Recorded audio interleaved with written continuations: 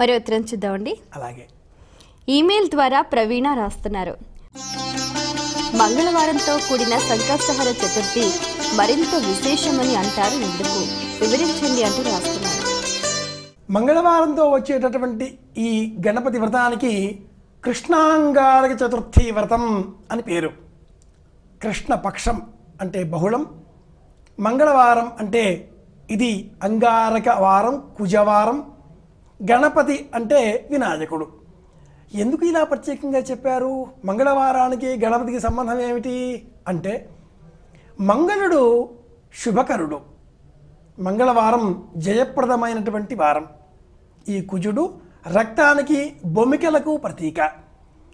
వినాయకుడు ముందుగా జన్మించి త్రిశూలం ధాటికి తల పోగొట్టుకున్నాడు, మళ్ళీ ఏనుగు తలను అతికించుకొని పునర్జీవితుడయ్యాడు, మళ్ళీ పొట్ట పగిలేలాగా తిన్నాడు, చంద్రుడు చూచి నవ్వాడు, పొట్ట పగిలింది, కింద పడ్డాడు, చచ్చిపోయాడు, మళ్ళీ పార్వతీదేవి అనుగ్రహంతో మళ్ళీ పుట్టాడు.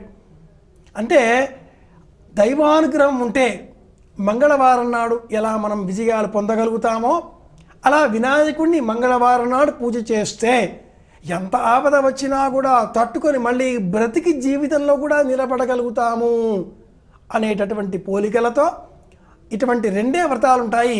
కృష్ణాంగారక చతుర్దశి శివారాధన, కృష్ణాంగారక చతుర్థి గణపతి ఆరాధన. ఇలా 16 నెలల పాటు మనం చేసేటటువంటి సంకష్టహర చతుర్థి వ్రతం ఏదైనా ఒక మాసంలో ఇలా బహుళపక్షంలో వచ్చేది మంగళవారం నాడు వస్తే అది మరింత విశేషప్రదం అని సంప్రదాయం ఇందు నిమిత్తమే సూచించింది. సంకష్టహర గణపతి వ్రతాన్ని పాటించేటటువంటి వాళ్ళంతా కూడా ఉదయమే లేచి ఈరోజు గణపతి వ్రతం అని సంకల్పం చేసుకుని శిరస్సుతో స్నానం చెయ్యాలి, ఉపవాసం ఉండాలి, సాయంత్రం వరకు చంద్రోదయం అయ్యేంత వరకు ఉపవాసంగా ఉండాలి, మళ్ళీ స్నానం చేసి ఇంటిలో ఉత్తర దిగ్భాగంలో 8 రంగులతో ముగ్గు వేసి ఆ పిమ్మట లేదా ఒకే రంగుతో అష్టకోణం ముగ్గు అంటారు, పద్మాకారంలో ముగ్గు వేసి దాని మీద ఎరుపు రంగు వస్త్రం పరచాలి. ఆ ఎరుపు రంగు వస్త్రం మీద గోధుమల మీద రాగి లేక వెండి, ఇత్తడి, రాగి శ్రేష్టం రాగి చెంబు పెట్టాలి, అందులో నీళ్లు పొయ్యాలి, దాంట్లో పంచపల్లవాలు ఆకులు వేయాలి, మామిడి, మేడి, జువ్వి ఈ 5 వేయాలి, దాని మీద వెదురు బుట్టతో చేసిన బుట్ట పెట్టాలి. ఆ వెదురు బుట్టలో పసుపు ముద్దతో కానీ చెక్కతో కానీ లేక ఇతర రాజలోహాలతో చేసినది కానీ అయిన ప్రతిమ రూపంలో గణపతిని ఆవాహన చెయ్యాలి. ఆ పిమ్మట ఈ వేదికకు 8 దిక్కులో కూడా శక్తయే నమః, నిధనపతయే నమః అనే రూపాలతో 8 గణపతుల రూపాలు ఉంటాయి. ఈ 8ంటిని ఆవాహన చేయాలి. అష్ట దిగ్బంధనం అంటారు దీన్నే.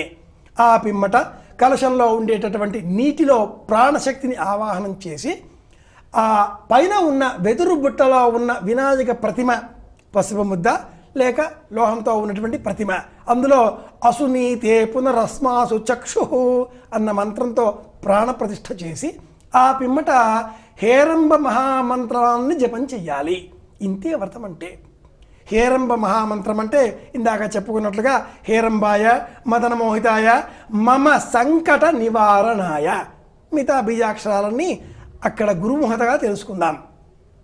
ఈ పిమ్మట స్వామివారికి 10 నువ్వులు బెల్లము కలిపి కట్టి దంచినటువంటి ఉండలను నైవేద్యంగా పెట్టాలి. నువ్వుల ఉండలే నైవేద్యం. సంకష్టహర గణపతి వ్రతంలో నువ్వులు బెల్లం ఇవి పచ్చి నువ్వులే, వీటిని దంచి నైవేద్యంగా పెట్టాలి. మిగతా అంతా కూడా మన ఇష్టం అభేష్టం, అవంతా కూడా వేరే సంగతి. వీటిని మనకు ఎవరైతే వ్రతం మన చేత ఆచరింపజేశారో ఆ బ్రాహ్మణోత్తమునకు ఇందులో 5 ఉండలను మనం వాయనంగా ఇవ్వాలి. మనమే ఆచరిస్తే వాటి మనమే ఆహారంగా స్వీకరించాలి. మిగతా 5ంటిని అందరితో పంచుకోవాలి. వ్రతంలో చివరి భాగం చాలా ముఖ్యమైనది. అదేమిటి అంటే చంద్రోదయం అయ్యేంత వరకు వేచి ఉండి చంద్రుడిని చూస్తూ బయటికి వెళ్ళి నమస్తే రోహిణీకాంత నిశారూప నిశాకర అని చెబుతూ చేతులు అక్షంతలు వేసుకొని 3 సార్లు చంద్రార్ఘ్యం చంద్రునికి ప్రీతికరంగా నీళ్లు విడిచిపెట్టాలి. ఆపో వై సర్వ దేవతా అప్సు మే సోమో అబ్రవీత్. దేవతలంతా కూడా నీళ్ళల్లో ఉంటారమ్మాయి. ఈ మంగళవారం ప్రాణాలను హరించేటటువంటిది. ఈ మంగళవారమే విజయాన్ని ఇచ్చేది.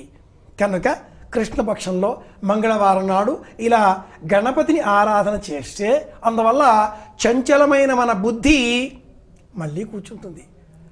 శరీరంలో తల తొలగిపోవడం అంటే ఏమిటి? ఆలోచన విధానం తొలగిపోవడం. ఆలోచన లేదు, తల లేనివాడవుతాడు. అవుతామా మన ఇంట్లో కూడా? బుద్ధి లేనివాడా అని ఇవ్వండి, అర్థం ఏమిటి?